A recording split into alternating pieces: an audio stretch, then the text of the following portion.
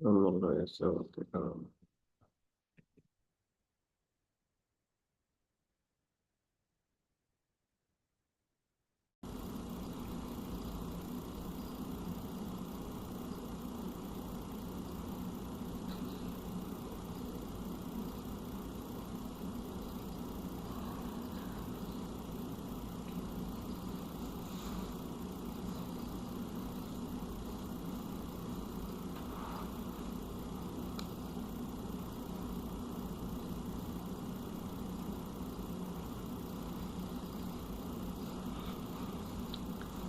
શ્રી કુંદાચાર્ય વિરચિત નિયમસારજી પરમાગમ. એમાં આપણે પરમાર્થ પ્રતિક્રમણની પહેલી જ 5 ગાથાઓ જેને રત્નની ઉપમા આપી છે તેના ઉપરનો સ્વાધ્યાય ચાલે છે. ફરીથી 4 ગતિ છે ને એક બ્રીફમાં આપણે ફરીથી વાંચી લઈએ. પેલી કઈ ગતિ લીધી? નારકીની નરક ગતિ લીધી. નરક ગતિ એટલે કોઈ ક્ષેત્ર કે શરીર ન ગણવું, અંદર જીવની યોગ્યતા. અને એમાં આપણને 3 બોલ ક્યાં લીધા? એમાં 3 બોલ ક્યાં લીધા? કે બહુ આરંભ પરિગ્રહ હોય છે અને પછી એનાથી શું હોય છે? તીવ્ર મોહ રાગ દ્વેષ થાય છે અને એનાથી નારક પર્યાય છે. 12માં આરંભ પરિગ્રહ, એમાં જોડાતા પછી મોહ રાગ દ્વેષ અને એના ફળમાં શું થાય છે? નારક પર્યાય જીવમાં થાય છે. પછી એને નિયમિત રૂપે ઉદય પણ છે અને 12માં વૈકૃત શરીર પણ અને એ સંયોગ પણ છે ત્યાં 7 નરકનો. હવે અહીંયા કહે છે કે હું જે શુદ્ધ જીવ છું, શુદ્ધ આત્મા છું, એમાં કોણ નથી? કે પહેલું જ કોણ નથી? મારામાં સૌથી પહેલું એ આરંભ પરિગ્રહ જ નથી. તો પછી એના લક્ષ્ય થતો મોહ રાગ દ્વેષ પણ નથી અને તો એનાથી થતી ગતિ પણ નથી. એ રીતે આપણું એ 3ની લિંક છે. 12માં આરંભ પરિગ્રહ છે, એમાં જોડાઈને લક્ષ્ય મોહ રાગ દ્વેષ છે અને એનાથી આ નારક પર્યાય. પણ મૂળ મારામાં આરંભ પરિગ્રહ એ નથી અને તેથી એ નથી. અને જો એમાં સરસ શબ્દ મને એટલે કોને? શુદ્ધ જીવાસ્તિકાયને. અને આ શુદ્ધ જીવાસ્તિકાય કેવી રીતે આપણને દેખાય? કે શુદ્ધ નહીં, ન બળે. આવી ગયું? મને એટલે તો હું કોણ છું? શુદ્ધ જીવાસ્તિકાય. અને એ શુદ્ધ જીવાસ્તિકાયની પ્રાપ્તિ કેમ થાય? શુદ્ધ નિશ્ચયના બળે થઈ છે. એના પછી 13 પર્યાય. આમ રીતે વિચાર કરીએ તો એકદમ પાપ પછી એવી નરક લીધી, એનાથી પછી 13, એનાથી મનુષ્ય અને એનાથી ઉપર દેવ, એ રીતે ક્રમ સહેજ લીધો છે. અને 13 પર્યાય માટે શું હોય છે કારણ? માયા મિશ્રિત અશુભ કર્મનો અભાવ. તો માયા મિશ્રિત એ શું છે? માયા મિશ્રિત અશુભ કર્મનો અભાવ. કે પોતાના પરિણામ અને એના પરિણામના નિમિત્તે શું છે? દ્રવ્ય કર્મનો બંધ થાય અને એનાથી ઉદયમાં શું પડે છે? 13 પર્યાય મળે છે ને એવો સંયોગ શરીર આદિને મળે છે. તો એ બધા હું સદા 13 પર્યાયના કર્તૃત્વ વિહીન છું. કોઈનો પણ હું કરતા કોનો નથી? કે માયા મિશ્રિત પરિણામ નથી, એના નિમિત્તે પ્રકૃતિ બંધાય એ પણ નહીં, અને એના નિમિત્તે બાયમાં નો કર્મરૂપ સંયોગ. એ બધાનો હું શું નથી? એનો હું કરતા નથી. માં કરતા શબ્દ લીધો છે ને. ઓલામાં શું છે? એ મને નથી એમ આવ્યું હતું. પેલામાં જે નરક પર્યાયમાં શું છે? મને. આ બધું એક જ છે. કારણ કે જ્યાં એકત્વ હોય ત્યાં શું હોય? કર્તૃત્વ હોય. એટલે બે સાથે છે કે જ્યાં જ્યાં એકત્વ છે ત્યાં કર્તૃત્વ છે અને જ્યાં કર્તૃત્વ હોય ત્યાં શું હોય છે? એક. અને એ કરતા નથી તેની સાથે શું લઈ લેવું? કરાવનાર નથી, અનુમોદક નથી અને કારણ નથી. એ બધું સાથે જ એમાં એ લઈ લેવું. પછી 3, મનુષ્ય નામ કર્મને યોગ દ્રવ્ય કર્મને ભાવ કર્મનો અભાવ હોવાને લીધે મને 3 નથી. એવા પરિણામ નથી, ભાવ કર્મ પણ નથી, દ્રવ્ય કર્મ નથી અને બાયમાં શરીર સંયોગ રૂપે મળે એ પણ મને. તો સાવ બધું ખાલી કરી નાખ્યું આચાર્ય મુનિરાજે આપણી પાસે જ બધું. એમાં મનુષ્ય પર્યાય તો માંડ આપણે તો શેની આશા કરીએ? આપણે ક્યારે મનુષ્ય થાય? મોક્ષ માટે શું જરૂર છે? સમ્યક દર્શન જરૂર છે. નહીં, મનુષ્ય પર્યાય મનુષ્ય પર્યાય વગર નહીં થાય. તમે ગમે એવો મોક્ષ માર્ગ કરો પણ મનુષ્ય પર્યાય વગર થાય કોઈ નહીં. તો મોક્ષનું કારણ કોણ છે? મનુષ્ય ગતિ છે ને. અરે ભાઈ, જો એ કારણ હોત તો તને મનુષ્ય પર્યું અનંતવાર મેળવ્યું તો મોક્ષ કેમ ન થયો? જો તને આ છે ને, આપણે બધા કારણ છે ને ગમે ત્યાં લગાડી દેશે નહીં ચાલે. હંમેશા એક નિયમ શું છે? કારણ કાર્યનો નિયમ શું છે? સાધન સાધનનો નિયમ શું છે? એક જ જાતના હોવા જોઈએ. એક દ્રવ્ય તો ખરા, પણ એક દ્રવ્યમાં તો રાગ અને વિતરાગતા તો બે એક જ દ્રવ્યમાં છે, પણ કેવા જોઈએ? એક જ જાતના હોવા જોઈએ. મોક્ષ વિતરાગતા રૂપ અને કારણ એને આપે કે રાગ, તો કે નહીં થાય ક્યારે. તો ક્યારે પણ એક નિમિત્ત સંબંધને કારણ નહીં માનવું. જે કોઈ મોક્ષ પામે છે તે વખતે નિમિત્ત રૂપે કોણ હોય છે? બાઈમાં મનુષ્યનું શરીર છે. એની ના નથી પાડતા, પણ જે એક સંયોગ રૂપે નિમિત્ત હોય છે એને આપણે શું માની બેસીએ? કારણ માનીએ. એ મોટા મોટું ભૂલ છે. નિમિત્ત ને કારણ વચ્ચેનો ભેદ નથી. એ બે ખબર હોવી જોઈએ બેનો, કે નિમિત્ત કોને કહેવાય ને કારણ કોને કહેવાય. નિમિત્ત તો ઘણા હોય છે, પણ કોઈ કે ના, જો ધર્માસ્તિકાય છે એટલે ગતિ કરીએ છીએ કે નહીં, બરોબર ને? એ નિમિત્ત છે. શાસ્ત્રમાં લખ્યું છે એનું ગુણ ગતિ હેતુત્વ. અરે જો ધર્માસ્તિકાય કારણ હોય તો બધા જીવ પૂતગલ ને બધા ગતિ જ કરવી જોઈએ, તો કારણ કે કારણ તો હાજર છે. અરે એમ કે તું તારી ક્રિયાવતી શક્તિથી ક્ષેત્રાંતર કરે છે તો ધર્માસ્તિકાય નહીં. ધર્માસ્તિકાય છે એટલે ગતિ છે, કે ગતિ કરે છે તો નિમિત્ત છે?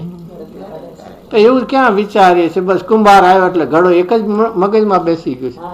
અરે એમ કે માટીમાં ઘડા રૂપની પર્યાય થાય છે તો ત્યાં કુંભારને નિમિત્ત કહેવાય છે. પણ ઘડો જ ન બન્યો તો ક્યાં કુંભારને નિમિત્ત કહેશું? એટલે આખી જોવાની દ્રષ્ટિ બદલાવી પડશે. તો એ રીતે મનુષ્ય અને છેલ્લે દેવ. દેવ એવા નામનો આધાર, જે દેવ પર્યાય. દેવ નામનો આધાર એટલે કોઈને આપણે દેવ ક્યારે કહી શકીએ? કે એની પર્યાયમાં એવી યોગ્યતા હોય તો એવું છે ને. એટલે દેવ એવા નામનો આધાર, એવી દેવ પર્યાય, એવી એની જીવને એવી યોગ્યતા એ પરિણામમાં હોય છે. અને ત્યારે શું હોય છે? સુરસ સુગંધ સ્વભાવવાળા પૂતગલ દ્રવ્યોનો સંબંધ હોય છે. અહીંયા કે માને શું નથી? મને દેવ પર્યાય જ નથી મારામાં. તો પછી એના સામાન્ય એવો દેવ, હું કેવો આત્માને દેવ કહેવાય કે હું કેવો દેવ કહેવા? ભવનવાસીનો, જ્યોતિષીનો, વ્યંતરનો કે વૈમાનિકનો? આત્મદેવ. અરે ભાઈ, દેવ એક સરસ શબ્દ. દેવ શેના ઉપરથી શબ્દ આવે? દિવ્યતા જેનામાં હોય. જેનામાં દિવ્યતા હોય. તો જે સ્વર્ગ આદિના જે દેવ કહીએ એમાં શેની દિવ્યતા છે? પુણ્યના નિમિત્તની છે. પુણ્ય. અને જે દેવ પૂજ્ય છે આપણા માટે એમાં શેમાં છે? એમાં પવિત્રતાની. એ પવિત્રતાની દિવ્યતાથી એ અરિહંત ને સિદ્ધ ભગવાન પૂજ્ય થયા છે. તો એવી મારે એ જોવે છે. મારે આવી દેવ પર્યાયની જોતી એ નથી. તો એ રીતે ચારેય ગતિ થઈ ગઈ. હવે એનાથી આગળ આ કઈ ગાથા આવી? ચારેય ગતિ 77. હવે 78. 14 ભેદ વાળા માર્ગણ સ્થાન અને તેટલા જ 14 ભેદ વાળા જીવસ્થાનો કે ગુણસ્થાન એ શુદ્ધ નિશ્ચયથી પરમ ભાવ સ્વભાવ વાળાને નથી. શું આવ્યો આમાં? જે મૂળ ગાથામાં જે ત્રણેય છે ને, ત્રણેય 14 છે ને, માર્ગણ સ્થાન, જીવસ્થાન અને ગુણસ્થાન. એ હવે કોને નથી? માર્ગસ્થાન, ગુણસ્થાન ને જીવસ્થાન. ત્રણેય એ જે 78 ગાથામાં. અને આગળ આપણે જોઈ લીધું. ક્યાં આપણે જોયું હતું? શુદ્ધભાવ અધિકારમાં જોયું હતું ને. શુદ્ધભાવ 42 ગાથામાં જોયું હતું. અને એમાં એક સરસ શબ્દ એક જો વાંચવો હોય તો જોવા જેવો છે. એમાં 42મી ગાથા. હા, 14 છે. એની પાછળનું કઈ રહસ્ય કે આમ એવું સહજ છે. એમાં કઈ 42 ગાથા છે ને, એમાં એક ગુણસ્થાન નથી, એમાં બે જ છે, પણ એ લઈ લે. પેજ નંબર 86 છે. આવી ગયો આપણે 42 હજી નીચે હજી नेक्स्ट पेज हाँ बस आयो.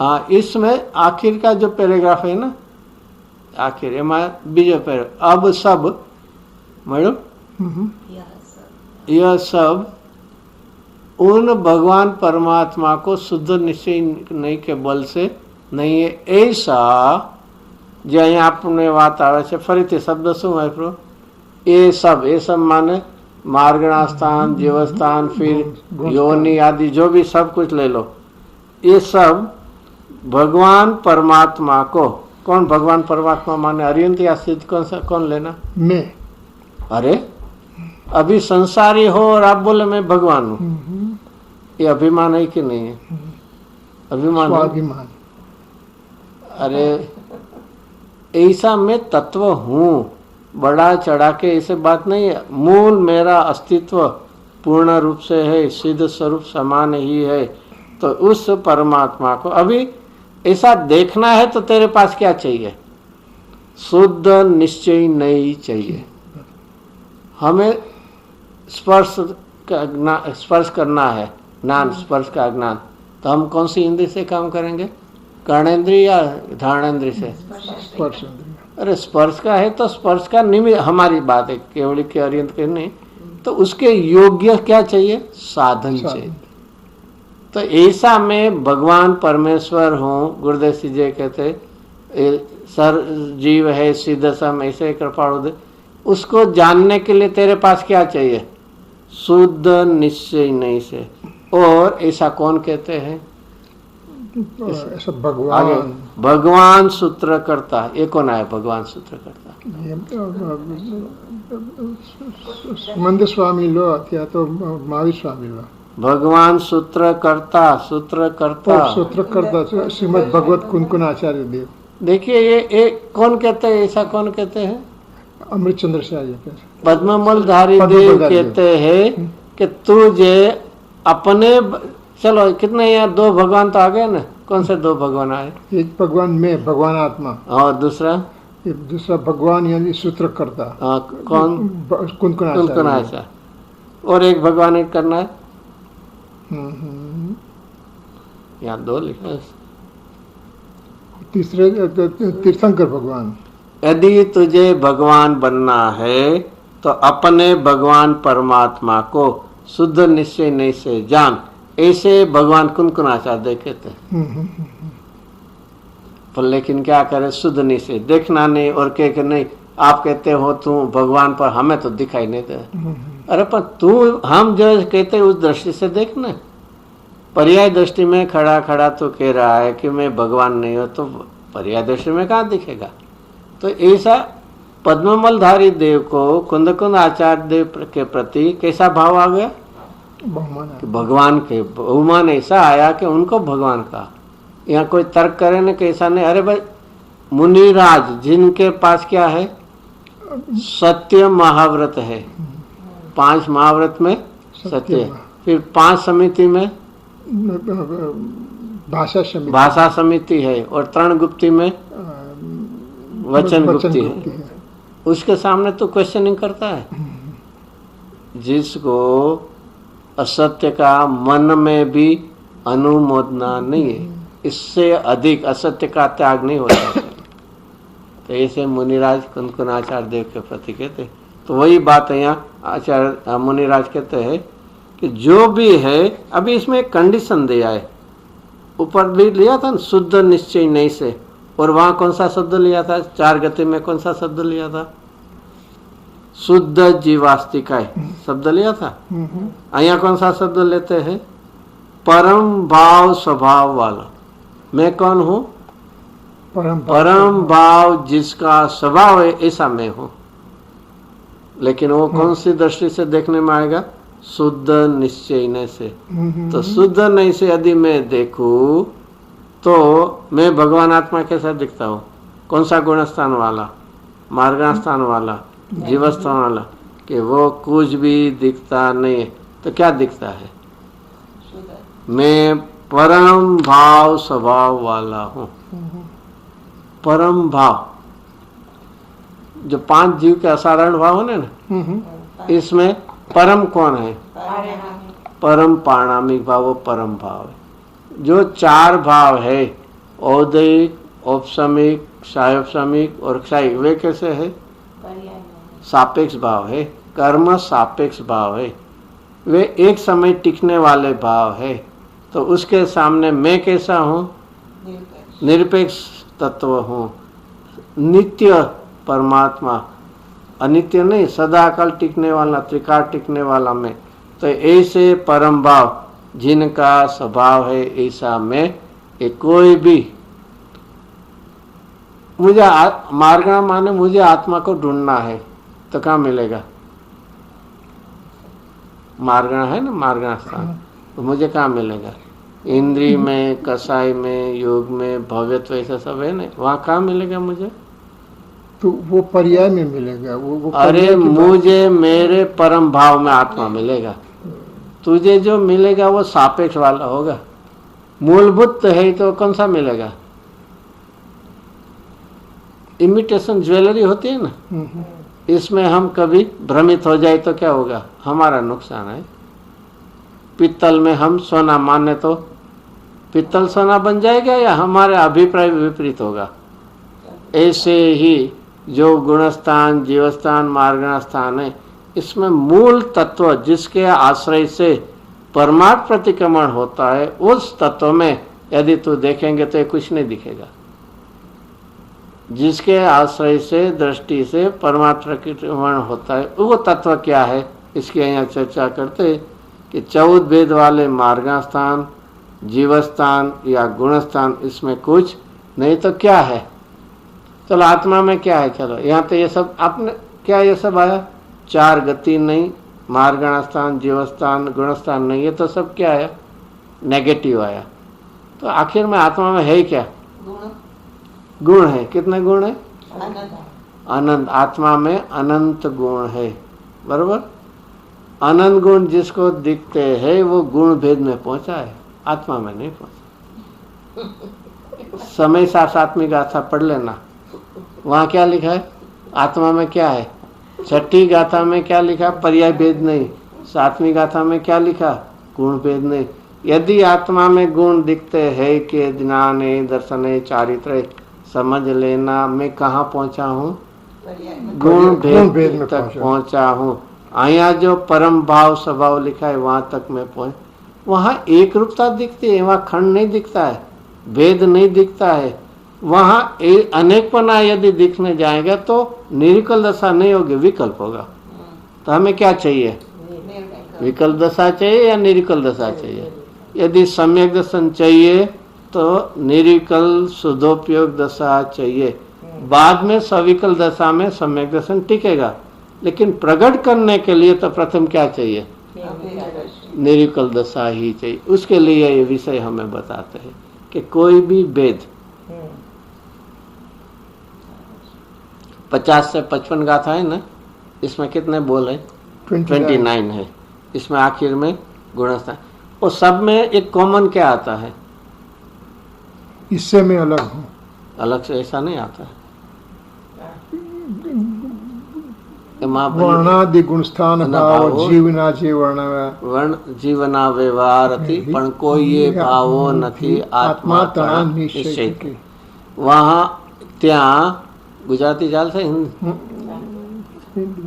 तो वहाँ अमृतचंद्राचार्य ने लिखा वे सभी मुझे नहीं है, जीव को नहीं माने मुझे। तो क्यों नहीं है? क्योंकि अनुभव में वो दिखते नहीं है। शब्द क्या लिया? यदि वे मेरे होते तो आत्मा की अनुभूति के काल में वो दिखने चाहिए, क्योंकि अनुभव कभी होगा? आत्मा को देखने से। तो उसका अर्थ हुआ कि आत्मा में जो दिखाई देता है वही आत्मा है। नहीं अनुभव में नहीं दिखा तो वो आत्मा नहीं है। तो अनुभव के काल में गुणस्थान आदि दिखते नहीं है, इसलिए वे उसमें कारण दिया है कि वो नहीं है। वो तो सही बात है, लेकिन अनुभव तुझे होगा तभी ये बात तुझे पता लगेगा, अदरवाइज आपको पता लगेगा नहीं। तो इस प्रकार देखो, पहले तो चार गति की बात ली, अभी अपने परिणाम तक ले गई है। अभी इसके आगे किसकी बात करते हैं? 79 गाथा अभी मनुष्य की तीन है ना शरीर की, वो तीन है, मनुष्य और तिर्यंश पर्याय की जो आया था ना, बालक, युवान और वृद्ध, ये तीन शब्द आया था ना, तो वो कहाँ संभव है? वो देव पर्याय और नारकी को नहीं, क्योंकि उनको तो कौन सा शरीर है? वैकरी, और उसका जन्म लेता है तो एक युवान कह रहे उसे। इसमें ये बालक, युवान, वृद्ध सिर्फ क्या होता है? मनुष्य और तिर्यंश, इसलिए दो शब्द है ना, मनुष्य और तिर्यंश पर्याय की काया से, फिर से काया के विकृत विकार से, फिर से तीन पर्याय किसकी है? बालक नहीं, वृद्ध नहीं हूँ। हाँ, किसकी है? मेरी है। मैं अभी क्या हूँ? युवान हूँ। पर्याय गति की बात। हाँ, क्यों नहीं? बालक, युवान, वृद्ध कौन है? जीव है कि नहीं? हाँ? अभी मैं युवान हूँ नहीं, जन्मा पहले बालक था, अभी युवान हूँ, और बाद में कैसे हो जाऊंगा? वृद्ध हो जाऊंगा। और यहाँ तो चार लिया शब्द, बाल, युवा, स्थविर और वृद्धावस्था मिला। बाल, युवा, स्थविर और वृद्धावस्था। ये स्थविर माने आपने कहे ना प्रौढ़, प्रौढ़ बोल आवे ना, सब में आता है ना सामान्य रूप से बाढ़, लेकिन उसमें 60 के आसपास रहता है कि भाई प्रौढ़ बना, बस 70 के भाई चलो वृद्ध होगा। यहाँ कोई भी, फिर से यहाँ शब्द पढ़ना है, ये किसकी अवस्था है? मेरी है ना, मैं मनुष्य हूँ और मेरी ये है अवस्था। आचार्य देव कहते हैं कि ये काय के है, काय के अवस्था है, तेरी नहीं है। और तो यही नहीं, तेरा तो ज्ञान करना वो तेरा काम है, ये अब शरीर की अवस्था है वो नहीं है। ये बालक, युवान, स्थविर और वृद्ध, ये किसकी? काया। और वो भी कैसे है? वैकृत है, आयुष में, जैसे आयुष है उस प्रकार से इसका नाम दिया। तो ये सब किसकी रचना है? पुद्गल की रचना है। समय सामयिक अच्छा कलश है कि पुद्गल की रचना सब देखो, तेरी रचना नहीं है इसमें, तू उसमें अपनापन कर बैठे, अपना जने के ना फोगट नो एमा खुद ही पेड़ो, वो तेरी काम नहीं, तेरे कुछ नहीं है। हम समझ तो सुन तो लेते हैं, रट तो लेते हैं, लेकिन क्या होता है? अनुभूति में नहीं आता, श्रद्धा निर्णय में नहीं आता। श्रद्धा इतनी विपरीत में संस्कार में डाले है कि हम गले के उतर से नहीं। यहाँ तो आचार्य देव ने कहा, मुनिराज ने टीका में कहा, तो क्या करे, हाँ बोल देना पड़ता है। लेकिन गुजराती में शू कहिए, કોઈ વડીલ કંઈક કહેતા હોય તો શું કહે? આમ હા તો બહારથી કહી દે, પણ તમારી વાત ગળે जीवन में इतने समझना। यदि तुझे तेरा ही मिथ्या अभिप्राय रखना है तो यहाँ आचार्य देव के पास आया क्यों सुनने के लिए? यदि तुझे ही अपना अभिप्राय रखना था तो स्कूल में टीचर के पास क्यों गया? तुझे अपना मिथ्या अभिप्राय छोड़ने की क्या होनी चाहिए? तैयारी, स्वीकार। गुजराती में कहीं ना हिम्मत જોઈએ। तो यहाँ के मनुष्य और तिर्यंश पर्याय की काया से अभी एक तो पहले सिद्ध किया, किसका ये परिणाम है? काया का परिणाम है। वो भी किस वजह से है? वैकृत से है, तेरे से अभिप्राय से नहीं है कि नहीं मैं तो ऐसे करता हूँ पूरा युवान अवस्था से कि मुझे कोई स्थविर और वृद्धावस्था नहीं, दररोज मैं एक्सरसाइज करता हूँ ऐसे। अरे काय वैकृत ऐसा तुझे परिणमन होना होगा ही सहज। तो ये विकार माने परिवर्तन से उत्पन्न होने वाले बाल, युवा, स्थविर, वृद्धावस्था आदि रूप अनेक स्थूल क्रस विविध भेद। स्थूल और क्रस ऐसा आवे, ऐसा शब्द कहीं सुना है? स्थूल क्रस ऐसा शब्द सुना है? क्रस, स्थूल माने मोटा, क्रस माने पतला, ऐसा कहीं? आत्मसिद्धि में, आत्मसिद्धि में क्या आता है? परम बुद्धि कृष देह, परम बुद्धि कृष देह मा स्थूल देह मति अल्प, देह होय जो आत्मा घटे न आम विकल्प है। આ આપણે જો વિચાર કરીએ તો આમાં શાસ્ત્રોમાંથી પણ આ બધું થોડું એમાં કે એ શબ્દ છે, જો કે નિયમસાર કૃપાળુદેવના હાથમાં નહોતો પણ વાત તો છે ને અહીંયા કે દેહ અને આત્મા જો એક હોત તો પરમ બુદ્ધિ એટલે શાર્પ અને ઘણો સૂક્ષ્મ, એમ ઘણો સૂક્ષ્મ હોય જ્ઞાનમાં આત્મામાં, અને શરીર કેવું હોય? પાતળું હોય. અને બીજું શું આપ્યું એને? શરીર જાડું હોય અને જ્ઞાન ઓછું હોય. પરમ બુદ્ધિ કૃષ દેહમાં સ્થૂળ દેહ મતિ અલ્પ. શરીર મોટું જાડું પહેલવાન આતું હોય અને મતિ તો કેવી કઈ યાદ ન. હવે જો દેહ અને આત્મા એક હોત તો બે કેવા હોય? શરીર જાડું હોય તો જ્ઞાન ઘણું હોવું જોઈએ, અને શરીર પાતળું હોય તો જ્ઞાન કઈ થવું જોઈએ? ઓછું થઈ જવું જોઈએ. જો એક સામાન્ય દ્રષ્ટાંતથી આપણને આ કોની ભિન્નતા ખ્યાલ આવી શકે છે? શરીર અને આત્માની. કમસે કમ શરીર અને આત્માની જો ભિન્નતા ખ્યાલમાં આવે તો વિચારી લેવું 24 કલાકના કેટલા વિકલ્પ ઓછા થશે. ખાલી એક અમસ્તો આપણે જેને કે ને થોડું ભાવમાં જો ખ્યાલ આવી ગયું કે શરીર હું નથી, હું તો આત્મા છું, બે ભિન્ન છે, તો 24 કલાકના વગર મફતના ઉપાધિના બધા ભાવો વિકલ્પો છૂટે. તો એ અહીંયા કે એ બાલ યુવા સ્થવિર વૃદ્ધાવસ્થા આદિરૂપ અનેક સ્થૂલ ક્રસ વિવિધ ભેદ, એ વિવિધ ભેદ એ શુદ્ધ. હવે આમાં વિવિધ ભેદ, ચલો વિવિધ ભેદમાં બીજા ઓર શું લેશું બીજું આપણે? આ તો ચાર લીધા, બાળક, યુવાન, સ્થવિર, અને એ સ્થૂલ અને જાડો, પાતળો, રૂપાળો, બધા જ લઈ લેવાનો. હું રૂપાળો છું ને કાળો છું ને શરીર મારું નિરોગી છે ને રોગી છે.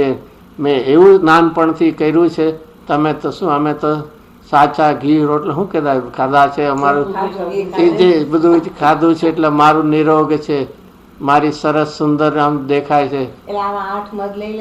બધું બધા અહીંયા તો શરીર પ્રત્યેના બધા કે એ બધા કે હવે તારે જો આ બધાથી રહિત આત્મા જોવો હોય તો તારી પાસે કઈ નહીં જોશે?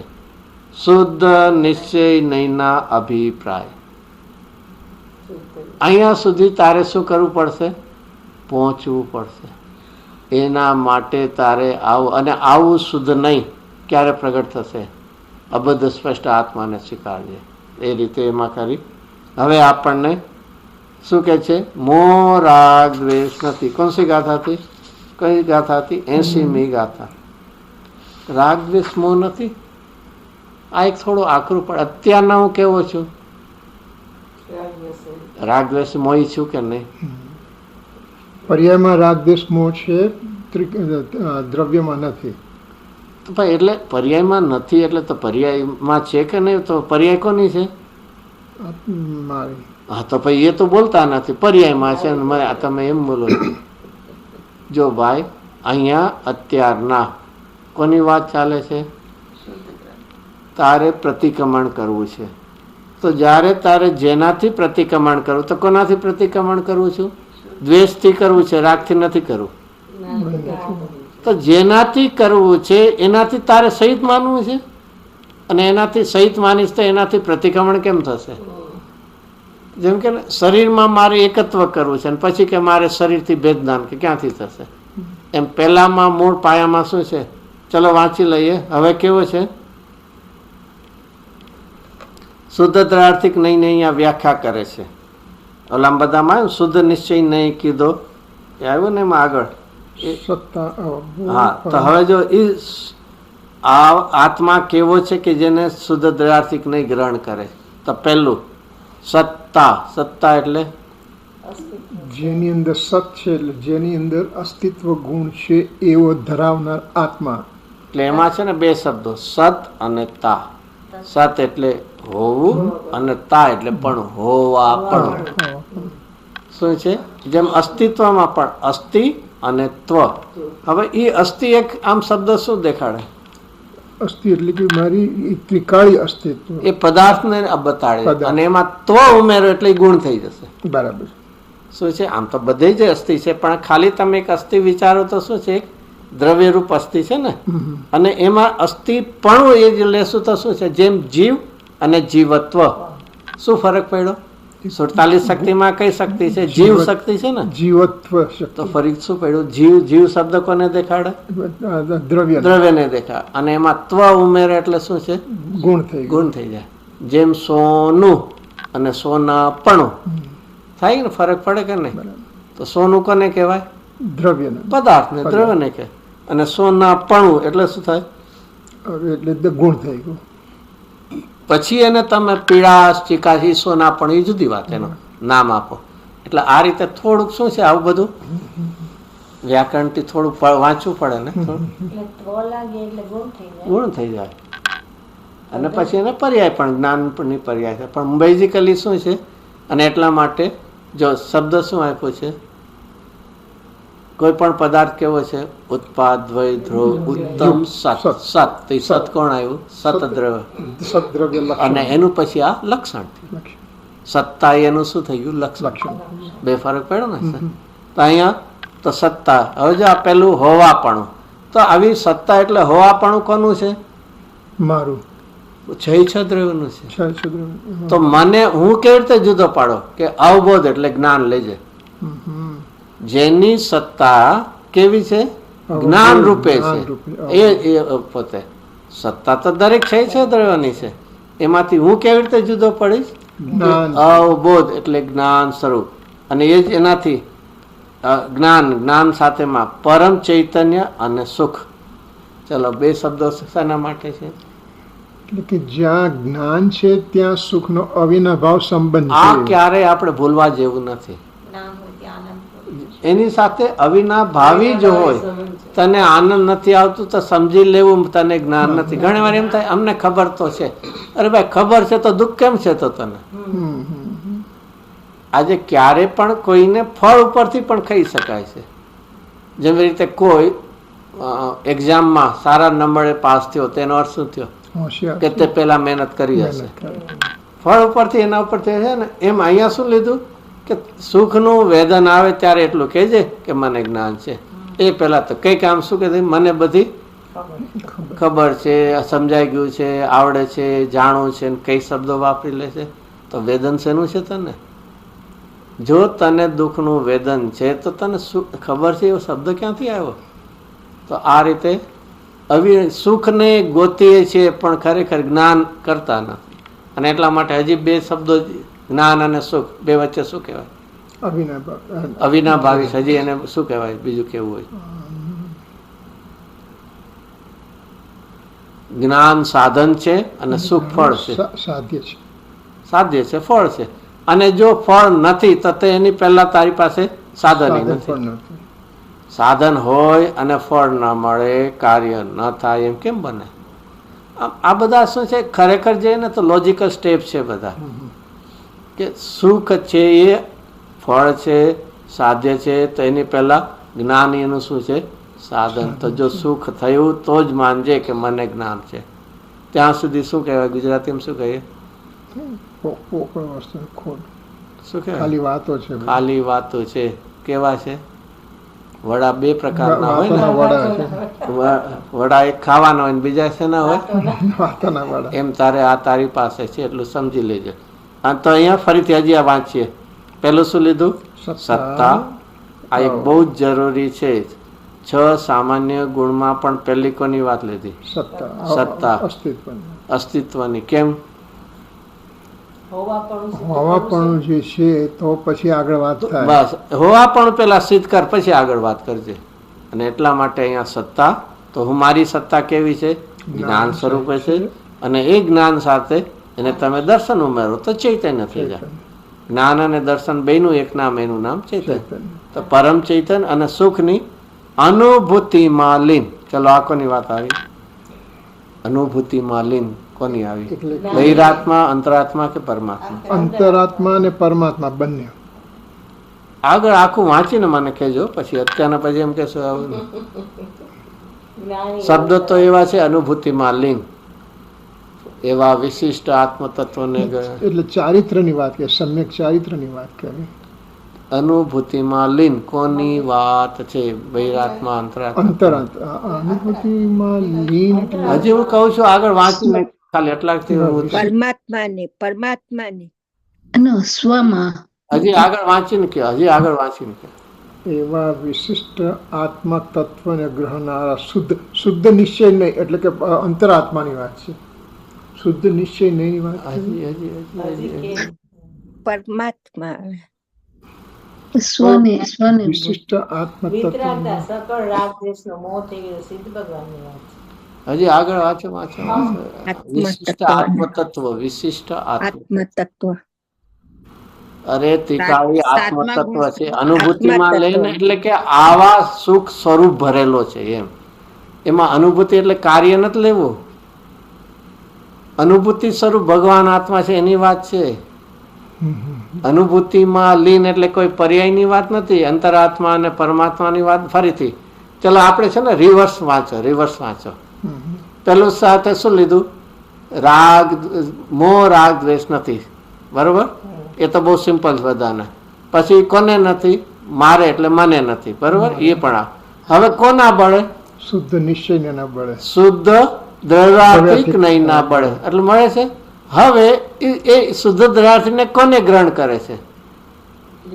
વિશિષ્ટ આત્મ તત્વ. તો કોણ આવ્યું? ત્રિકાળી આવ્યું.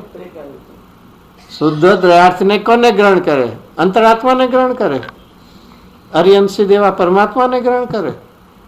તો ખ્યાલ આવ્યો નહીં? અનુભૂતિ લીધી તો એ પર્યાય એટલે જ માટે એ બધું છે ને શબ્દો થી ક્યાંય બોલ આપણે એટલે તો રિવર્સ થી વાંચો છો કે નથી. કશું નથી. મોહ રાગ દ્વેષ નથી. કોને નથી? સકળ મોહ રાગ કોને? મારે એટલે મને, બરોબર? હવે ક્યાં કેવી રીતે ખબર પડે કે શુદ્ધ દ્રવ્યાર્થિક નહીં ના બળે? ન્યાય આવ્યું. હવે એ શુદ્ધ દ્રવ્યાર્થિક નહીં કોને ગ્રહણ કરે? શુદ્ધ ત્રિકાળી દ્રવ્ય. તો એની વાત આવ્યું વિશિષ્ટ આત્મતત્વ. એ આવ્યું. શું છે? તો કોઈ કે આમાં અનુભૂતિમાં લીન લખ્યું કે ભાઈ અનુભૂતિ એટલે કે પોતે પોતાના આત્મા પોતામાં જ લીન છે, અનુસરીને એમાં જ રહેલો છે, ક્યારેય એક સમયની પર્યાયમાં આવતો નથી.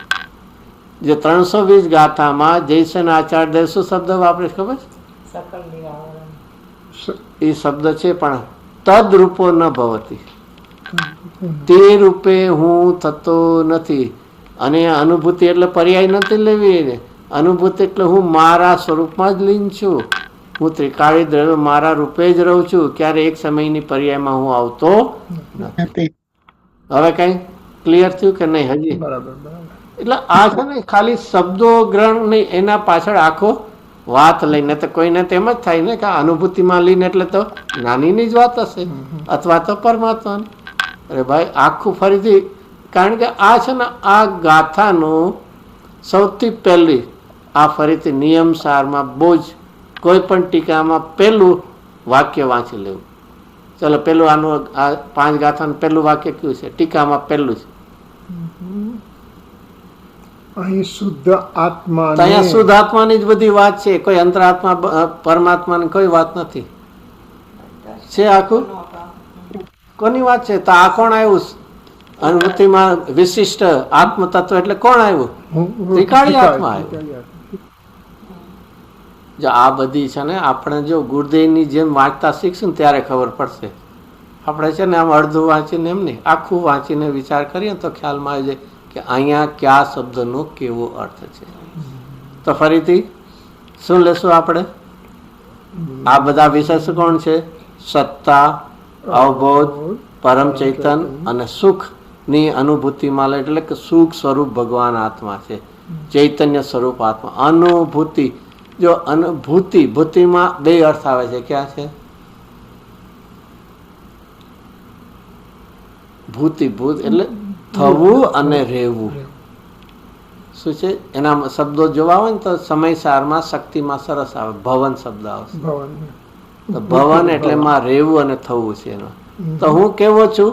આ જ્ઞાન અને સુખ એમાં અનુભૂતિ એટલે કે એમાં હું રહેલો છે, એ મારામાં રહેલા તો હું એમાં અમે અભેદપણે છે. અને એવાનો આશ્રય કરીશ તો પર્યાયમાં એવો થાય છે. અહીંયા એવો છું અને પછી એનો સ્વીકાર કરીશ તો થશે પર્યાયમાં જ થાય છે. તો એ સુખની અનુભૂતિમાં લીન એટલે એવા સ્વરૂપમાં જે એકાકાર રૂપે રહેલો છે એવો કોણ છે? વિશિષ્ટ આત્મતત્વ. વિશિષ્ટ શું કામ લીધું? એ કોઈ ભેદ સાપેક્ષ નથી, એ નિરપેક્ષ છે. અને એ રીતે 5 ભાવ છે ને, 5 ભાવ, એ 5 ભાવમાં શું શીખવાનું એક મળે? 4 ભાવ સાપેક્ષ અને પરંપરાનો ભાવ નિરપેક્ષ. 4 ભાવ સાપેક્ષમાં હજી એક એમાં થોડું એડ કરવાનું. કર્મ સાપેક્ષતા. કોઈ પણ ઉત્પાદ વયરૂપ પર્યાય કર્મ સાપેક્ષ હશે. શું છે? જે ચારે છે ને, કોઈ પણ ઉત્પાદ વય વાળી, પેલી કારણ પર્યાય ઉત્પાદ વય વગરની છે, એટલે એની ને કોઈ પણ ઉત્પાદ વય વાળી, જેનું નામ શું કહે બીજીમાં? કાર્ય પર્યાય. કાર્ય પર્યાય, પ્રગટરૂપ પર્યાય. કોઈ પણ એ કેવી હશે? એ સાપેક્ષ છે. કર્મ કર્મ સાપેક્ષ. સાપેક્ષ. અને એનાથી આ જુદો છે માટે એક વિશિષ્ટ શબ્દ. આ નિરપેક્ષ છે, એ કોઈ જુદો છે. અરે કેવળ જ્ઞાન ને સિદ્ધ દશા પણ સાપેક્ષ છે. ત્યાં કર્મનું સદભાવ કે અભાવ બેયની સાપેક્ષતા. અને એટલા માટે હું એક કેવો છે કે વિશિષ્ટ, એક્સ્ટ્રાઓર્ડિનરી. તો એવા વિશિષ્ટ આત્મતત્વને આવી ગયું, આખોનો વિશેષણ આવ્યું. કોઈ પર્યાયની વાત નથી. પોતે જ પોતાના સ્વરૂપમાં એકાકારપણે, અનાદિ અનંત ત્રિકાળપણે, એકરૂપપણે એ રહેલો છે. એવા વિશિષ્ટ આત્મતત્વને ગ્રહનારા. ગ્રહનારા એનો અર્થ શું છે?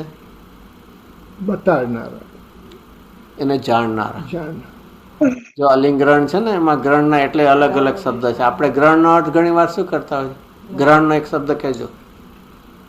ચંદ્રગ્રહણ એ પણ છે. એક્લિપ્સ કહે ને, સૂર્ય ગ્રહણ ને ચંદ્રગ્રહણ આચ્છાદિત કરી દે. એટલે બીજું ગ્રહણ એટલે ગ્રેપ કરીને લઈ જાય ને, એમ જૂટવી લે ને, એ પણ છે. અને એટલા માટે એવું લીધું છે કે જે તારું ઉપયોગરૂપ લક્ષણ છે ને, ક્યાંય બહારથી લાવવાનું નથી. અને તારામાં છે એને કોઈ જૂટવીને કોઈ લઈ જવાનું. આ રીતે એવા શબ્દો કરીને અર્થ કર્યા છે એના. અલિંગ્રહણ, એમાં લિંગમાં એક છેલ્લે એક આત્માનું ચિહ્ન આપી દીધું. શું ચિહ્ન આપી દીધું? ઉપયોગ. ચૈતન્ય ઉપયોગ, એટલે ઉપયોગ લક્ષણ. અને એમાંથી ગ્રહણ ઉપરથી શબ્દ લીધા કે તારામાં છે એને કોઈ ગ્રહણ કરીને લઈ જશે નહીં, બહારથી તારે લાવવું નથી. એને ગ્રહણ, સૂર્યચંદ્રને ગ્રહણની જેમ એને કોઈ આચ્છાદિત નથી કરે. ક્યારે લાગે છે આચાર્ય દેવને પણ એક અંદરનું તો છે, પણ એક ભાષા જ્ઞાનમાંથી પણ કેટલું એમને ખબર કાઢી શકે કે એક શબ્દમાંથી આવા 20 અર્થ કાઢે. તો અહીંયા ફરીથી હવે કોણ આવી ગયું કે આવા આત્મા તત્વને, વિશિષ્ટ આત્મ તત્વને ગ્રહનાર શુદ્ધ દ્રવાર્થિક નહીંના બળે. આ તારી જવાબદારી છે. હું આવો આત્મા છું એવું જો તારે જોવું છે તો તારી પાસે શું હોવું જોઈએ? સાધન શું હોવું જોઈએ? શુદ્ધ દ્રવાર્થિક નહીં જોશે. અને એ બળે જો તું જોઈશ તો તને ક્યાંય પણ આત્મામાં રાગ નહીં દેખાય, દ્વેષ નહીં દેખાય, અને મોહ પણ નહીં દેખાય. એક ગુરુદેવ છે, આ બધામાં ઘણા ગુરુદેવના દ્રષ્ટાંતો યાદ રહેતા હશે કે નહીં? કોઈને પકડવા માટે ને પકડવાનું હોય ને, એને શું હોય? સાણસી હોય. એ તો તમારા કિચનમાં હોય. બીજે બધે સોની પાસે શું હોય? સમાણી કે નાની. અને ઓલા સાપ જે આવે એને પકડવા, બધાનું એક જ કામ છે ને, પકડવાનું. ને ઓલો સર્પ નીકળ્યો છે ને ઓલે સોની સમાણી લઈને નીકળીએ તો, અથવા સાણસી લઈને નીકળીએ તો ફરીથી કહેવાનો શું તાત્પર્ય છે? એને માટે તારે યોગ્ય સાધન જોશે.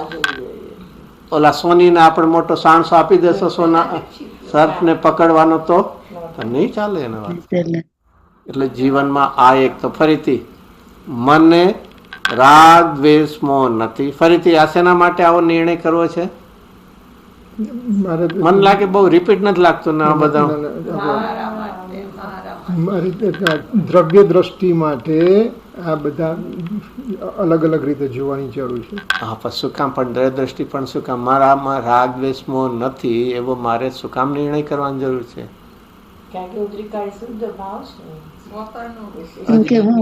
સબ્જેક્ટના અનુરૂપ જવાબ આવે તો સારું. આમ તો વિશિષ્ટ આત્માને શું કામ એને વિશિષ્ટ આત્માને શું કામ જોવો છે? તો કે એમાંથી મારું પોતાનું જ છે.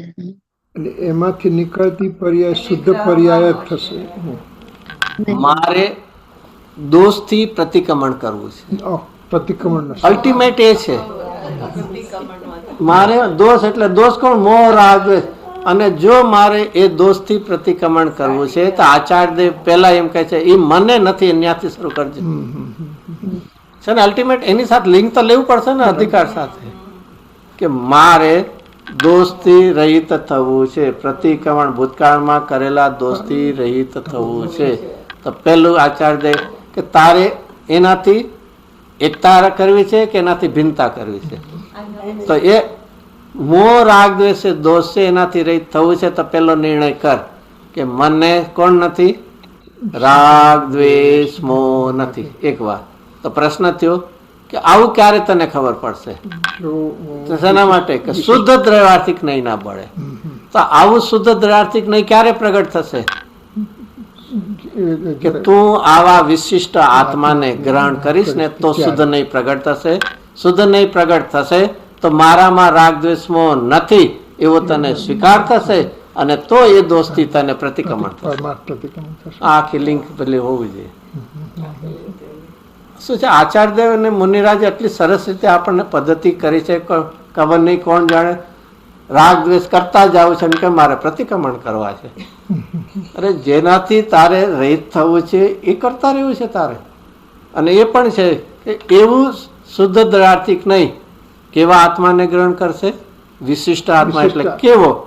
કે જેમાં જેનું અસ્તિત્વ છે, જ્ઞાનમય અસ્તિત્વ છે, અને જે પોતાના ચૈતન્ય સુખમાં ને એમાં નિરંતર કેવો છે, એનાથી ક્યારેય પણ એક સમયની પર્યાયમાં બહાર આવતો જ નથી.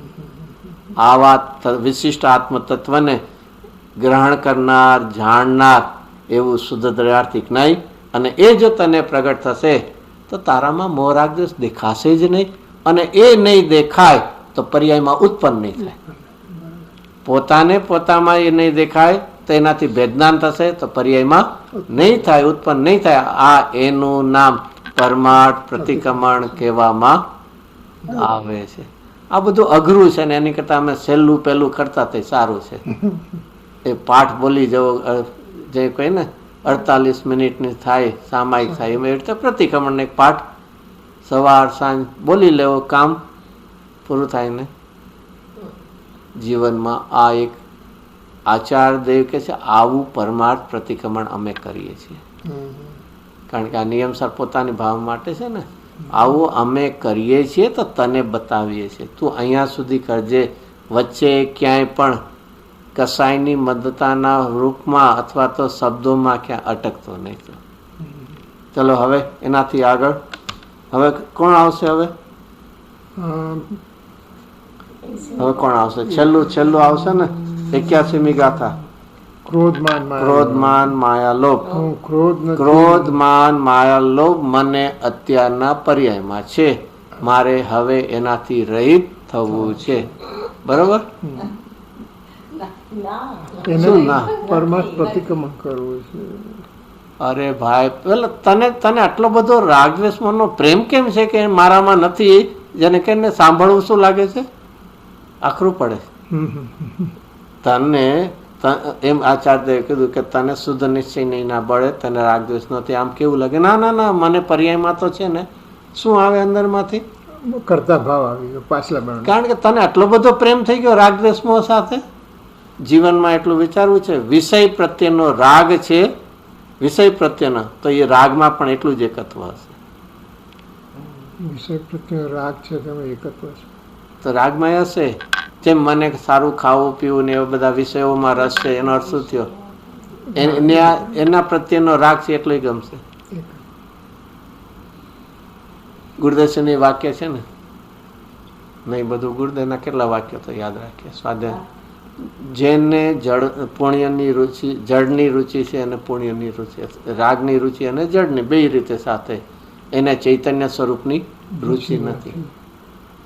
તને જળની રુચિ છે તો એ જળ તરફ તને લઈ જનાર કોણ છે? રાગ છે. એની પણ સાથે રુચિ હોય જ.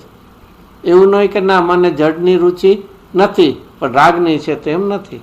અથવા રાગ મને નથી પણ જળની રુચિ છે, તો એવું નહીં હોય.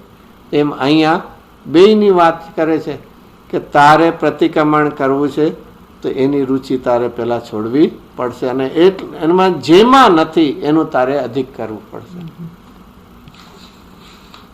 તો હવે છેલ્લે ક્રોધ માન માયા લોભ એની વાત લઈએ. છેલ્લે 4 કસાય.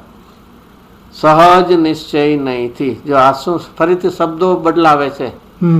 પહેલા કયો શબ્દ હતો? પહેલા કયો આવતા હતા? શુદ્ધ દ્રવ્યાર્થિક નહીં, શુદ્ધ નિશ્ચય નહીં આવ્યો. પછી આપણે છેલ્લે શુદ્ધ દ્રવ્યાર્થિક આવ્યું. હવે અહીંયા શું આવશે શબ્દ? સહજ નિશ્ચય નહીંથી એ આવ્યું. બધું એક જ છે.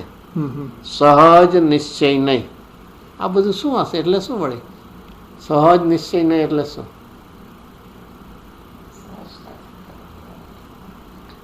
નિશ્ચય નહીં કોઈ શબ્દમાં નથી, અનુભૂતિમાં એ કોઈ વિકલ્પમાં નથી.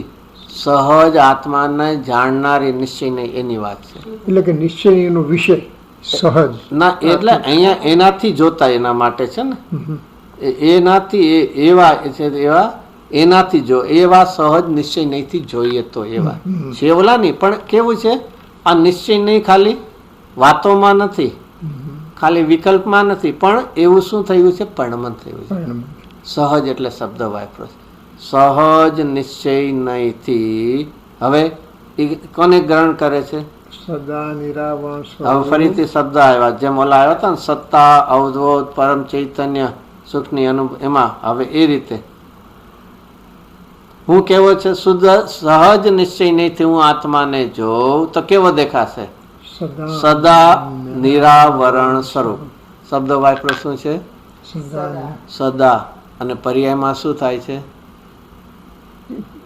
પર્યાયમાં તો આવરણ છે, અથવા આવરણ ગયું તો એને કાળની મર્યાદામાં છે. હું તો સદા છું.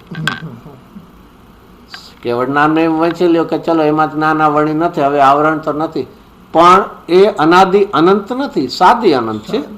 અને હું કેવો છું? જે સહજ નિશ્ચય નહીં જેને સ્વીકારે છે એ આત્મા કેવો છે? સદા નિરાવરણ છે. એને કર્મનો સદભાવ અભાવ કોઈની સાપેક્ષતા લાગતી પડતી નથી. સદા નિરાવરણ સ્વરૂપ. ફરી આ બધી વાત શું કામ આવી? મુનિરાજ આચાર્યદેવ આપણને રિમાઇન્ડ કરાવે છે. તારે આવરણથી રહિત થવું છે એની સાથે પેલા છું એવું નક્કી કરજે. આપણને બધાને શું થાય કે ના, મારે પર્યાયમાંથી આવરણ વયું જાય, પૂર્ણ જ્ઞાન થઈ જાય, પૂર્ણ સારી વાત છે, પણ એના માટે તારે શું કરવું પડશે? કે હું કેવો છું? જેને 320 ગાથામાં શું શબ્દ? સકલ નિરાવરણ. છે ને આખું વાક્ય ગુરુદેવસિંહ?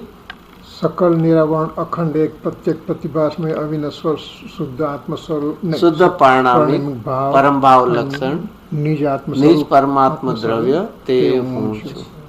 આ આખું વાક્ય દરરોજ ગુરુદેવ સવારના ભલે યાદ હતું તો પણ એ સ્મરણ કરતા. ક્યારે ઓલા જે ઉઠીને જે કરતા ત્યારે નહીં, 175 ત્યારે એમાં નહીં, પણ ગુરુદેવસિંહ જ્યારે સવારના જે જીનેન્દ્ર દેવના દર્શન ને બધું કરી લે ને પછી દૂધ વાપરતા ને, અને પછી ગુરુદેવ થોડુંક સ્વાધ્યાય કે આ જે વિષય સવારના ચાલે એને એની પહેલા આખી એક ગુરુદેવ ત્યારે આપણને એમ લાગે કે કેવી એ ગુરુદેવસિંહને જીનવાણી પ્રત્યેની મહિમા. ત્યારે એક નાની, વાંધો ને આ થોડું આડું એમાં નાની એક પુસ્તક હતી, પ્રણવ મહાત્મા કરીને, 4 પાનાની છે. તમારે કોઈ જો વાંચવી હોય તો શેમાં છે? એ સમવસરણ સ્તુતિ છે ને, એમાં એ છે. એમાં સાવ ને એમાં જીનવાણીની સ્તુતિ છે ને, જીના દેશ જાતા જીનેન્દ્ર, એ પણ એમાં ચાલે. એ ગુરુદેવસિંહ હાથમાં લે એટલે એ 4 પાનાનું નાનું એનું વજન કેટલું હશે? અને છતાં હાથમાં લે એટલું નહીં, પછી શું કરે? ઠેક માથા સુધી કરીને એનું બહુમાન કરીને પછી પોતે કરે. અને મોઢે હતું તો પણ એ ખોલીને વાંચે. આ બસ આ છે એ જે પ્રણવ મહાત્મા છે ને, એ પણ આ બનારસી વિલાસમાંથી છે. ઓમકાર શબ્દ વિશદ ઉભય આપે. સમોસન સુધી જઈને તે છે અધ્યાત્મ પ્રણેતામાં. આ વિતરાગવાણીમાં બુક નામ છે, અથવા સમોસન સ્તુતિ છે એમાં પણ છે, અને વિતરાગવાણીમાં જોતું હોય તો મળશે.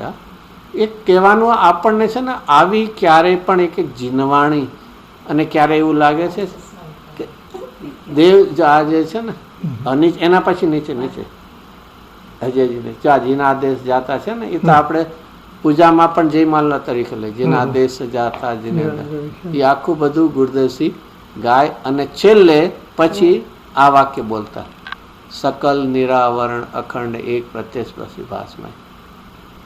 એટલે એ તો આ ઓલી 320 ગાથા તો પછી જયારે શરૂ થાય ને ત્યારથી શરૂ થયું. આ તો પહેલેથી વર્ષો, અને આ તો વર્ષો પહેલા આવી નાની પુસ્તક છપાણીથી પણ કરે, હવે તો પછી નથી.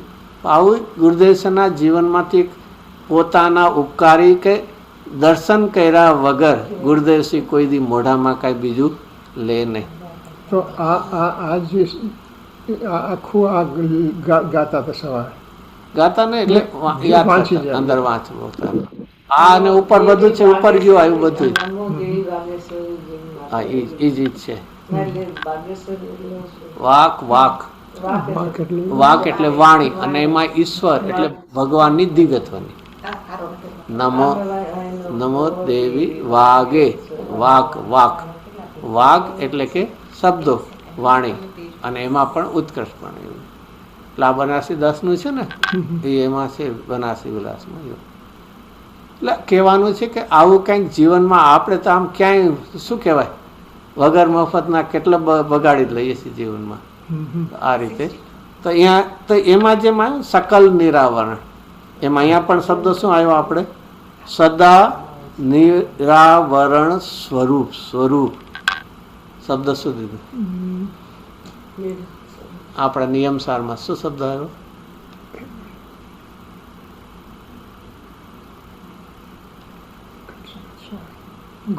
હા, એમાં શબ્દ જો સદા નિરાવરણ સ્વરૂપ, એમાં શબ્દ શું મુખ્ય કેવો વિચારો? સદા એટલે ત્રિકાળ, એ કાળ આપ્યો. નિરાવરણ એટલે આવરણ રહિત. હા, એવું મારું સ્વરૂપ. સ્વ એટલે હું, મારું. હજી એમાં સ્વરૂપ હોય ક્યારે પણ નવું થાય કે છૂટે એવું ન હોય, માટે સદા શબ્દ છે. સ્વરૂપ હોય જેનું જે સ્વરૂપ હોય એ કેવું હોય?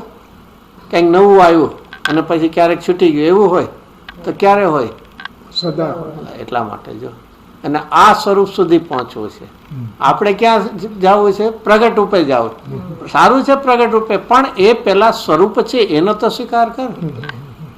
ખબર નહીં, મારે ગેળો સ્વાદ જોવે છે તો આપણે કોને ગોતીએ છીએ? સ્વાદ એક જોઈ નવો જોવે છે ને સ્વાદ, તો જે ગળપણ સ્વરૂપ હશે એ પદાર્થ પાસે જશું. ત્યાં સ્વરૂપ આવ્યું કે નહીં? મારે ગેળો સ્વાદ જોવે છે એ તો નવું આવ્યું, તો એના માટે કોને ગોતશું આપણે? જેનામાં ગળપણનો સ્વભાવ છે, સ્વરૂપ છે, ત્યાં જશું આપણે. એ જ અહીંયા વાત છે. પણ શું થાય, આમ શબ્દોની પાછળ સુધી શું હોવું જોઈએ? ભાવ સુધી પહોંચવું જોઈએ. ભાવ સુધી પહોંચ. શબ્દ તો વાંચી લઈએ છીએ, એ વાચકથી શું વાચ્ય બતાવવા માગે છે ત્યાં સુધી પ્રયત્ન. એમાં છે ને બહુ જલ્દી વાંચી લેવું એવું ન કરે. એક એક શબ્દ ઉપરની શું કરવી, એક કંઈક વિચારણા કરવી કે ભાઈ આમાં મુનિરાજના આચાર્યોના શબ્દો છે, ગુરુદેવસિંહ એના ખુલાસ તો શું છે આ બધું. તો ફરીથી હું કેવો છું? સદા નિરાવરણ સ્વરૂપ છે. મારું સ્વરૂપ, મારું હોવાપણું છે. શરીર મારું હોવાપણું નથી. ભેદભાવ મારું હોવાપણું નથી. અને જો નથી તો શા માટે એટલો એકાકાર થઈને પડ્યો છે બધામાં? તો મારું કેવું સ્વરૂપ છે? સદા નિરાવરણ સ્વરૂપ. ચલો, એ તો કેવું નિરાવરણ, એ તો કેવું શબ્દ આવ્યો? નેગેટિવ આવ્યું. તો અસ્થિરૂપ કેવો છું? શુદ્ધ જ્ઞાન રૂપ છે. જો ફરીથી રૂપ જ આવ્યું, મારું એ હોવાપણું જ છે, એ મારું અસ્તિત્વ જ છે. સ્વરૂપની જગ્યાએ રૂપ શબ્દ, પણ એ જ એનું થયું. શુદ્ધ જ્ઞાન રૂપ છું. ક્યારે? સ્વભાવ માટે ક્યારેય શબ્દ પૂછવો જ નહીં. સ્વભાવ ક્યારે અને કેટલો, બે શબ્દ ક્યારે એને લાગુ જ ન પડે. તો હું કેવો છું? શુદ્ધ જ્ઞાન રૂપ છું. અરે જે બાયમાં કોઈ પણ સંયોગો વખતે પણ, પર્યાયમાં કોઈ પણ વિભાવ વખતે પણ હું તે વખતે કેવો છું? શુદ્ધ જ્ઞાન રૂપ છે. કાદવમાં પડેલું સોનું કેવા રૂપે હોય? શુદ્ધ સોના રૂપે છે. ના ના, એ બધું કટાઈ ગયું હોય, અશુદ્ધ કાદવ માર્યો છે.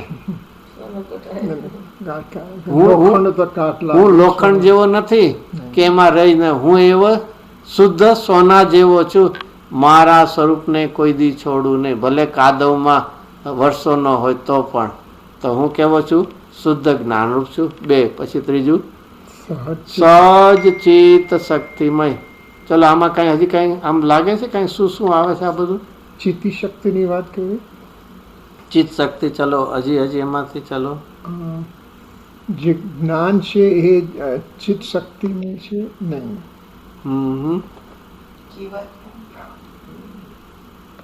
અહીંયા ચિત્તી ચેતના ચિત્તી શક્તિ છે. એટલે આ જ્ઞાન અને દર્શન બેયનું એક નામી ચેતના છે. એટલે આના પછી દર્શન આવશે. સહજ દર્શનના સ્ફુરણથી પરિપૂર્ણ મૂર્તિ છે ને. અને પછી છેલ્લે શું આવશે? અવિચળ સ્થિતિરૂપ યથાખ્યાત ચારિત્ર. જો અહીંયા યથાખ્યાત ચારિત્ર આવશે પણ પર્યાય ન લેવી. યથાખ્યાત ચારિત્ર સ્વરૂપ એવો છે, પ્રગટ થયેલું યથાખ્યાત નથી. એવા યથાખ્યાત ચારિત્ર વાળો એટલે એવા સ્વરૂપે છું. તો અહીંયા હજી ત્રીજું સહજ ચિત્ત શક્તિમય. નિયમ સારમાં એક ખાસ ધ્યાન રાખવું, સહજ શબ્દ જ્યાં પણ આવે ને, સહજ શબ્દ તો શું લેવું? ગુણ લેવો. પછી ગુણ એ સાથે અભેદ લેવો, પણ પેલો સહજ આવે તો હંમેશા શું લેવું? ગુણ જ લેવું. કારણ કે ગુણ હંમેશા કેવો હોય? સહજ. સહજ એટલે નિરપેક્ષ. નિરપેક્ષનું નામ જ પારણામિક. તો દ્રવ્ય પણ પારણામિક રૂપે છે, એના ગુણો પણ પારણામિક રૂપે છે. તો સહજ ચિત્ત શક્તિમય. અને આમ કહીને પણ એક શું કહેવાનું હોય? હું સહજ જ્ઞાન છું, સહજ ચિત્ત શક્તિ રૂપ છું, સહજ દર્શન. એનાથી શું બીજા તો જાજે ચિત્ત શક્તિ, સહજ ચિત્ત શક્તિથી શું જો વિચારો કે મારામાં નિરપેક્ષ રૂપે જ્ઞાન દર્શન અથવા ચૈતન્ય ગુણ છે, મારામાં ભરેલું છે. મારે શા માટે બાયથી અપેક્ષા રાખવી? મીઠા પાણીના સરોવરમાં રહેલી માછલી બીજા પાસે કેટલું પાણી માગે? નહીં, એનું દ્રષ્ટાંત એટલે આવે છે ને, દ્રષ્ટાંત આવે છે એનું. આ બધા સમ્યજ્ઞાન દીપિકામાં બધા દ્રષ્ટાંત. એક ભાઈ હતા, એના ગુરુ પાસે ગયા અને કે મારે જ્ઞાન જોવે છે, જ્ઞાન જોવે છે. કારણ ભાઈ જ્ઞાન જોતું હોય તો કોના પાસે જવું પડે? ગુરુ પાસે જવું જોઈએ. તો ભાઈ ગુરુ પાસે ગયા. ગુરુ એને કીધું તારે જ્ઞાન જો, સરસ, સારી વાત છે, પણ એક કામ કરતું છે ને, અહીંયા સરોવર છે ને, એક માછલી છે, એની પાસે તું જા. એ પછી એને સંતોષ ન થાય, મારી પાસે આવજે.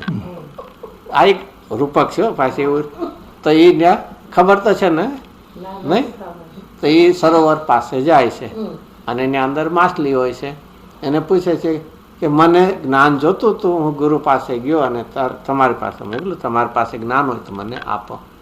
કે સારી વાત, તમે પણ આવું છે, જગતમાં બધા રાગ દ્વેષમાં નથી, તમને જ્ઞાન જો, સારી ભાવ, પણ મારે પણ એક મારું એવું કારણ, મને બહુ તરસ લાગી છે, જરા ક્યાંકથી પાણી લાવી દો ને. શું કીધું માછલી? શું કીધું કે મને તરસ લાગી છે, થોડુંક મીઠું પાણી. તો ઓલા ભાઈએ શું કીધું? આ શું કહો છો તમે? તો પાણીની અંદર ડૂબેલા, પાણીમય જ છો આખા. તો તું કોણ છો? તું જ્ઞાનમય આત્મા છો ને ક્યાં ગોતવા નીકળો છો? આ જ મોટામાં મોટી ભૂલ છે. પોતામાં છે એનો વિશ્વાસ નથી, એટલે પોતાનો માનતો નથી, અને એટલા માટે ગોતવા નીકળો. ઘણી હોય ને ચશ્મા ઉપર હોય અને ગોતવા નીકળે છે. ગુજરાતીમાં કહે છે ને, કાખમાં અને ગોતે. આ બહુ જ આવા ખરેખર જો વિચાર કરીએ ને, આવો એક ભાવ બેસી જાય ને, તો આખું બહિર તરફની વૃત્તિ આખી શું થઈ જશે? કમસે કમ પહેલા મર્યાદામાં તો આવી જશે કે હું સહજ ચિત્ત શક્તિ રૂપ છું. એનો અર્થ શું થયો? કે મારામાં શું ભરેલું છે? ચૈતન્ય પણ ભરેલું છે, ચૈતન્યમાં જ્ઞાન ભરેલું છે. હું ક્યાં ગોતવા જાઉં છું? એ છે ભલે એવો નિમિત્ત નૈમિત્તિક યોગ બને, એની ના નથી, પણ ક્યારે પણ એમ જેને કે બહારથી મને કાંઈ મળી જશે એવો અભિપ્રાય નહીં કરતા. મારામાં છે એ મારામાં છે, એને માટે એ શાસ્ત્રમાં ગુરુ આપે છે, એ બધા ભૂમિકા અનુસાર છે, એવા પરિણામ હશે એની કોઈ. પણ મૂળભૂત શું? મૂળભૂત શું? એમાં શ્રદ્ધામાં ક્યારે પણ વિચલિત થઈશ નહીં. હું એક પરિપૂર્ણ તત્વ છું. મારામાં પૂર્ણતા, અરે જ્યાં મારામાં અધુરાશ નથી તો વિપરીતતા તો ક્યાંથી હોય? એવું એક પરિપૂર્ણ તત્વ હું કેવો છું? ચિત્ત શક્તિ મય છું. એનાથી આગળ જો ફરીથી સહજ શબ્દ, સહજ દર્શનના સ્ફુરણથી પરિપૂર્ણ મૂર્તિ. કેવું છે? અને જો એનાથી આગળ બ્રેકેટમાં મૂર્તિ અર્થાત સ્વરૂપ. શું છે? આપણે ઘણી વાર છે ને અહીંયા મૂર્તિ એ જુદી વાત છે અને અહીંયા મૂર્તિ એટલે સ્વરૂપ. હું જ્ઞાન મૂર્તિ છું. જ્ઞાન મૂર્તિ એટલે જ્ઞાનમય છું. જ્ઞાનમય છું, જ્ઞાન સ્વરૂપ મારું. ગુરુદેવ 3 પ્રકારની મૂર્તિ કહેતા હતા, નહીં યાદ હોય?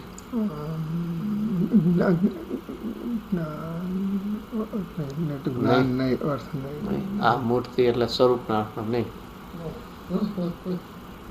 શરીર, રાગ અને ભગવાન આત્મા, 3 મૂર્તિ કહેતા હતા. એનો અર્થ નહીં, હજી એમાં તમારે એડ કરવું. શરીર, રાગ અને આત્મા.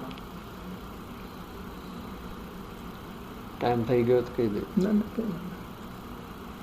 શરીર છે એ રોગ મૂર્તિ છે, રાગ છે એ ભવ મૂર્તિ છે અને આત્મા એ આનંદ મૂર્તિ. બરાબર. શું છે? શરીર હોય અને પાછી કેવું મને રોગ છે, તો પાછું શરીર શેનું છે? રોગ મૂર્તિ છે. મૂર્તિ એ રોગ સ્વરૂપ જ છે. એમાં તો રોગ, એમાં તેમાં આશ્ચર્ય શું છે? એવી રીતે રાગ કર્યો અને પછી કે મને ભવ નથી જોતા, તો શું છે? એક વિચારવા જેવું છે. મુનિ દશામાં કેવો એક વિકલ્પ રહી ગયો કે સરવાળ સિદ્ધનો ભવ થઈ ગયો. તો રાગી શું છે? તો રાગ કર્યો તો સમજી લેજે ભવ મળવાનો છે તને. અને એની સામે હું આત્મા કેવો છું? આનંદ મૂર્તિ. આત્માનો તું અનુભવ કર, સ્વીકાર કર અને આનંદ ન મળે એમ નહીં બને તને. રાગ કર અને ભવ ન મળે એમ નહીં બને. શરીર હોય ને રોગ ન થાય એમ નહીં બને. તો એ રીતે અહીંયા છે. તો એ રીતે આપણે હજી આનો જે બોલ છે સરસ. મુનિરાજે એક આત્માને વર્ણન કરવા માટે શુદ્ધ નહીં, કેવા આત્માને ગ્રહણ, એનું આ બધા વિશેષણ છે. એના ફરીથી આગળ આપણે લઈશું. કોઈને પ્રશ્ન છે હોય તો ઓડિયન્સમાંથી કે ઝૂમમાંથી કોઈને હોય તો અનમ્યુટ કરીને પ્રશ્ન પૂછી શકો છો.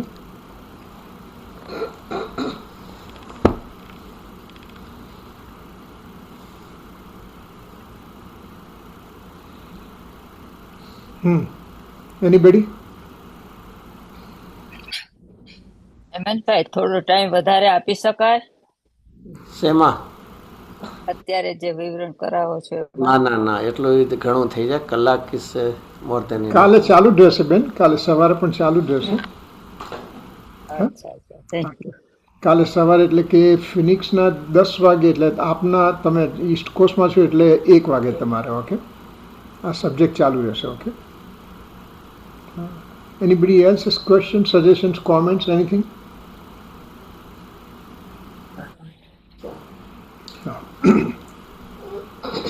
जावाणी के ज्ञान से सूझे लोकालो, सोवाणी मस्तके नमो. 9 times नमो का मंत्र.